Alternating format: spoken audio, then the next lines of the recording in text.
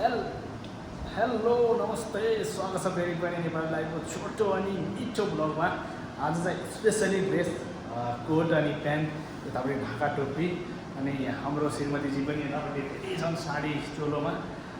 साडी लगाएर एकदमै आफ्नो पोसाकमा छन्, किनभने आज हामीले सोच्यौँ कि एउटा देउडा गीत दामी आएको छ कि बिजुली चम्किन लाग्यो भन्ने देउडा गीत, त्यसको एउटा सानो भिडियो बनाऊ भनेर कोसिस गरेका। हेरौँ कस्तो छ, तपाईँहरूलाई हेर्नु भएको छ भने कस्तो छ सुझाव सल्लाह दिनु होला, भने प्रतिक्रिया पनि दिनु होला, कुरा हेरिदिनु होला भिडियो भन्न चाहन्छु।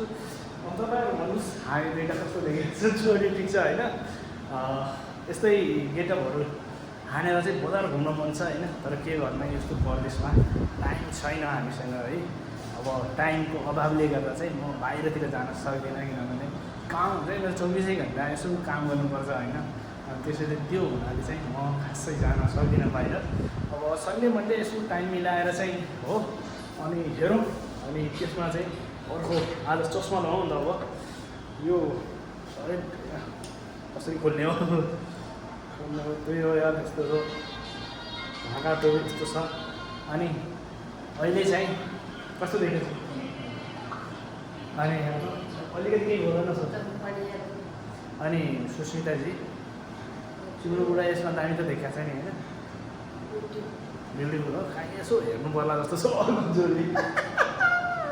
सो गाइस चाहिँ आजलाई यति नै, किनभने मेरो छोटो अनि मिठो ब्लगमा, किनभने हामीले आज हाम्रो ड्रेसको बारेमा भन्न गइरहेका छौँ।